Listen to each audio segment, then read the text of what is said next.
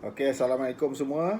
Alright, hari ini saya nak buat satu video untuk terangkan apa itu proses osmosis. Okey. So sebab kita duduk dalam bidang sales, kita buat jualan untuk water filter yang menggunakan sistem RO ni, reverse osmosis ni. Jadi saya nak kita semua faham dulu apa itu proses osmosis dan macam mana proses reverse osmosis tu berlaku. Right? So bila kita faham, jadi lebih senang dan lebih mudah untuk kita explain dekat kita punya customer. Alright.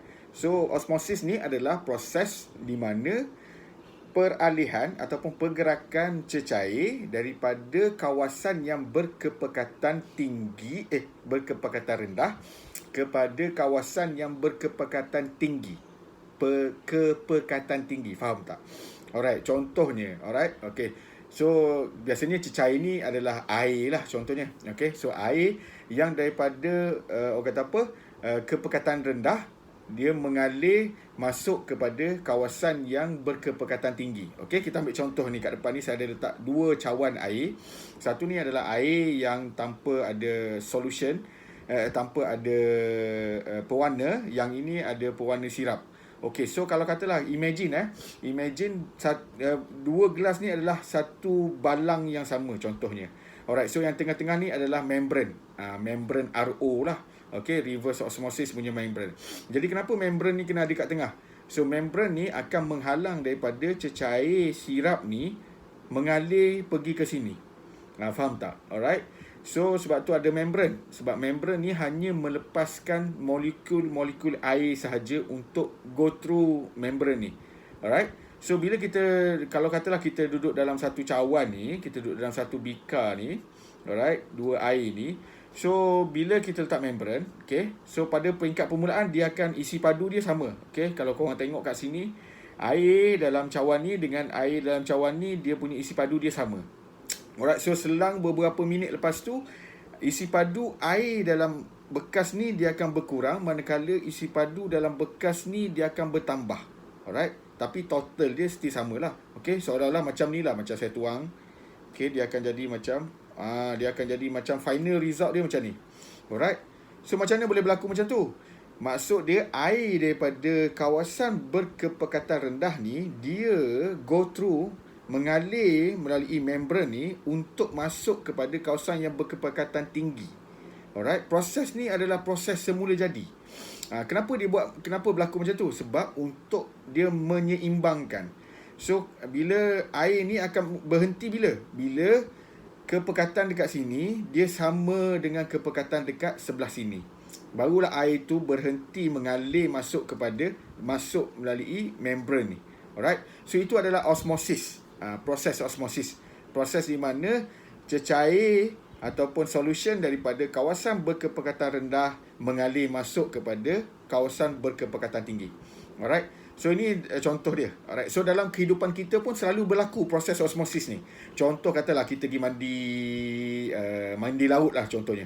Okay, so bila kita pergi mandi laut, perasan tak bila kita pergi mandi laut, jari-jari kita ni akan mengecut. Faham tak? Biasa tak? Ataupun kita mandi kolam dah, kan? So time PKP ni tak boleh nak keluar rumah kan? So kita mandi kolam. So bila lama-lama kita mandi kolam, kita akan perasan jari-jari kita ni mengecut. Kenapa dia mengecut? Sebab sama juga. Sebab jari kita ni mengalami proses osmosis. Air daripada sel-sel dekat jari kita ni dia mengalir keluar. Sebab biasanya dekat kolam ataupun dekat laut kan, air macam contoh air laut. Air laut ni air yang masin. Air yang masin ni kepekatan dia tinggi sebab dia ada garam, mineral dalam air tu. Okay, dalam laut tu. Jadi badan kita ni akan cuba untuk seimbangkan sel-sel yang dekat badan kita ni dengan persekitaran dia. So that's why molekul-molekul air daripada badan kita ni akan keluar. So bila dia keluar, kawasan jari kita ni akan mengecut. So sama juga bila kita mandi kolam pun sama. Air kolam kan biasanya dia ada klorin kan. So dia ada bahan-bahan asing dalam air itu yang menyebabkan badan kita akan react, body kita, kulit kita akan react untuk seimbangkan dia. Alright, faham tak? So itu antara contoh proses osmosis yang berlaku dalam life kita. So sama juga kalau katalah kita ambil air buah, perasan tak? Kalau kita ada kita pernah beli tak? Macam budak-budak punya mainan tu kan, bila letak, dia mula-mula kecil je. Okay, bila letak dalam air, so lama-lama mainan tu dia akan mengembang.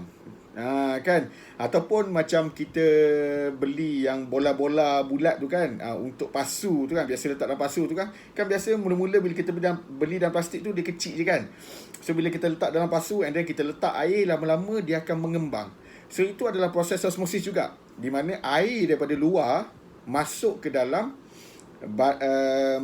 bola-bola tu, menyebabkan dia berkembang, mengembang. So dan banyak lagi lah contoh-contoh proses osmosis yang berlaku dalam kehidupan seharian kita. So jadi itu adalah proses osmosis yang berlaku secara semula jadi. Alright, tanpa ada external factor. Macam contoh tadi air ni kan, tak ada external factor, tak ada external daya daripada luar yang menolak air ni untuk masuk ke sini. Tak ada kan? Sebab dia proses osmosis yang normal ni dia berlaku secara semula jadi. Okay, so kita berbalik kepada apa itu reverse osmosis. So reverse osmosis ni adalah osmosis yang terbalik. Kalau tadi yang berlaku secara semula jadi reverse osmosis ni dia tak berlaku secara semula jadi. Sebab apa? Sebab dia adalah osmosis songsang. Osmosis yang berbalik. Jadi macam mana kita nak make sure air daripada air sirap ni pula, okey, molekul air dalam air sirap ni kembali masuk kepada kawasan air ni. So dia still melalui membran ni juga. Okey, jadi satu cara adalah kita kena ada external force. Dia panggil pressure. Osmosis punya pressure. Alright, so kita kena pressure, kita kena tekan kawasan air yang berkepadatan tinggi ni untuk tolak balik molekul-molekul air untuk lalu membran ni dan masuk ke kawasan ni. Faham tak? Itu adalah osmosis songsang. Osmosis berbalik, di mana dia tak berlaku secara semula jadi. So dia mesti ada external force yang tekan kawasan ni untuk extract air daripada air sirap ni untuk kembali ke gelas ni, ke kawasan sini. Faham tak? So sebab tu kita pakai reverse osmosis punya filter ni. Orang kata reverse osmosis ni dia boleh tapis, dia hanya membenarkan molekul air sahaja untuk go through filter tu. Betul. Okay? Sebab membran RO ni dia sangat halus. Dia sangat halus, hanya molekul air sahaja yang boleh go through kawasan ni, membran ni, untuk pergi ke kawasan sini, sebelah sini. Faham tak? Alright. So sebab tu kita pakai membran RO membran. Dan sebab tu bila nak pasang filter yang pakai RO membran ni, dia kena ada water pressure yang sangat kuat, yang essential water pressure untuk support, untuk go through membran tu. Alright. So bila air yang bercampur dengan bahan-bahan contamination daripada pipe, contohnya katakanlah karat, logam berat, ataupun mineral sekalipun, dia tak boleh nak lepas daripada membran ni, membran RO ni, filter yang kita pakai ni. So air daripada pipe kita push, okay, pressure push untuk go through membran ni, dan air yang terhasil daripada membran RO ni adalah pure water. Alright. So kat mana benda-benda yang bendasing tu? Bendasing tu dia sama ada dia akan melekat, dia akan terperangkap di RO membran, ataupun macam contoh kita punya filter, dia ada satu saluran untuk air buangan. So contamination tu, bahan-bahan yang tak boleh lalu membran RO ni, dia akan disalurkan ke air buangan. Okay? Sebab tu kita panggil air RO ni adalah pure water. Sebab dalam ni hanya ada molekul water sahaja. Memang tak ada mineral, memang tak ada benda asing lain. Alright. So bagus ke tak bagus air RO ni? Okay, kalau nak tanya saya bagus ke tak bagus, secara jujurnya, dia taklah bagus sangat air RO ni. Alright, kalau kata compare dengan air mineral. Yes, betul. Of course air mineral tu lebih baik daripada air RO. Tapi adakah kita dapat air mineral tu betul-betul air mineral, ataupun sekadar air daripada pipe tapis dan membenarkan, orang kata apa, dan kita pakai penapis yang membenarkan mineral tu lalu untuk ke output tu lah. Faham tak? So adakah air tu betul-betul air mineral ataupun air pipe? Air pipe yang kita ingat ada mineral dalam tu. Adakah air yang kita dapat tu adakah betul-betul air mineral ataupun bukan air mineral? Okay. So jawapannya macam yang saya buat sedikit research dalam YouTube apa semua, dalam Google kan. Kebanyakannya bagi tahu air daripada sumber air pipe kita ni, dia punya kandungan mineral dia sangat sikit. Alright, kandungan mineral dia sangat sikit, dan kandungan mineral dalam air ni adalah mineral yang bukan organik. Okey, mineral yang bukan organik ni badan kita ni susah nak proses. Okey, so mineral yang bukan organik ni siapa yang perlukan? So yang perlukan contoh katalah buah-buah, pokok-pokok. Okey, so pokok ni dia boleh convert mineral yang bukan organik ni jadi mineral yang organik. Contoh katalah pokok. So pokok ni dia serap air ni, dia serap mineral-mineral daripada air ni. So dia akan keluarkan buah. So buah tu adalah mineral yang dah organik, yang diperlukan oleh badan kita.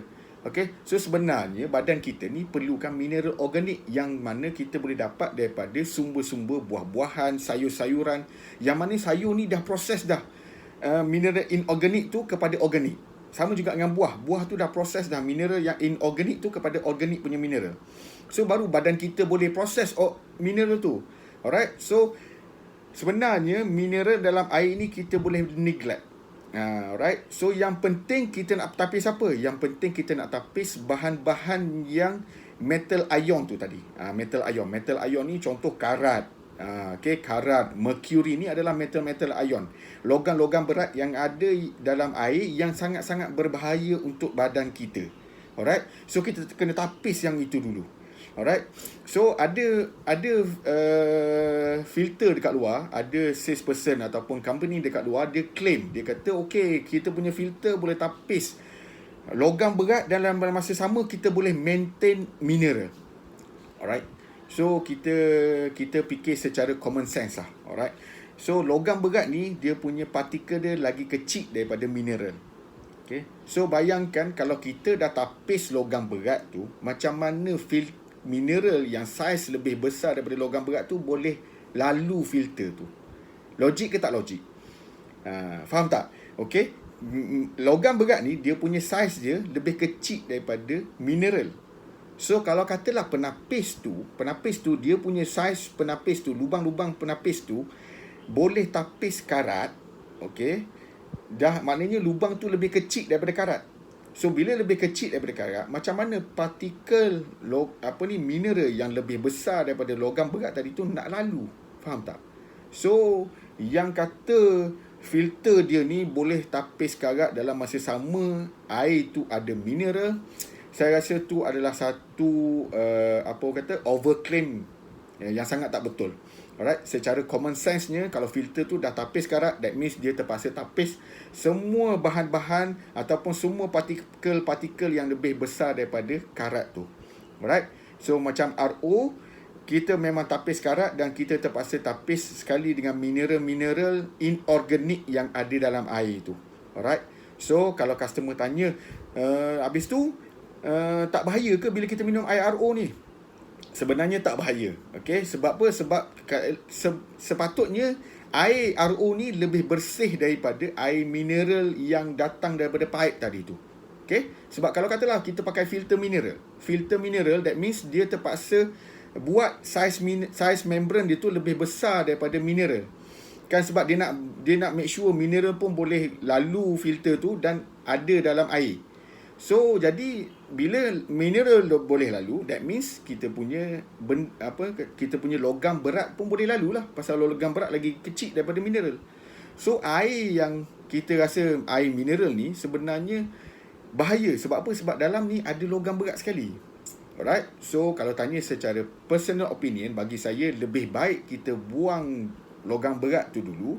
Alright, okay, and then dalam masa sama kita dapatkan sumber mineral daripada buah-buahan ataupun sayur-sayuran yang mana kandungan mineral dia tu adalah kandungan mineral organik yang badan kita boleh proses, dan dia punya kandungan dia tu lebih tinggi daripada dia punya mineral kandungan dalam buah-buahan dengan sayur-sayuran tu lebih tinggi daripada kandungan dalam air. Faham tak? Alright. So bila kita nak explain dekat customer ni, kita kena fahamkan customer kenapa kita pakai sistem reverse osmosis. Okay, so apa common sense yang kita nak bagi tahu dekat customer kenapa kita pakai sistem RO. Walaupun saya kata bukanlah kita nak claim air RO tu is the best, tak. Tapi bagi saya sistem filtration RO is better than sistem filtration normal, yang mana yang bagi yang membolehkan mineral tu pun pass through juga filter tu. Faham tak? So conclusion dia adalah RO filtration system is better than normal filtration system.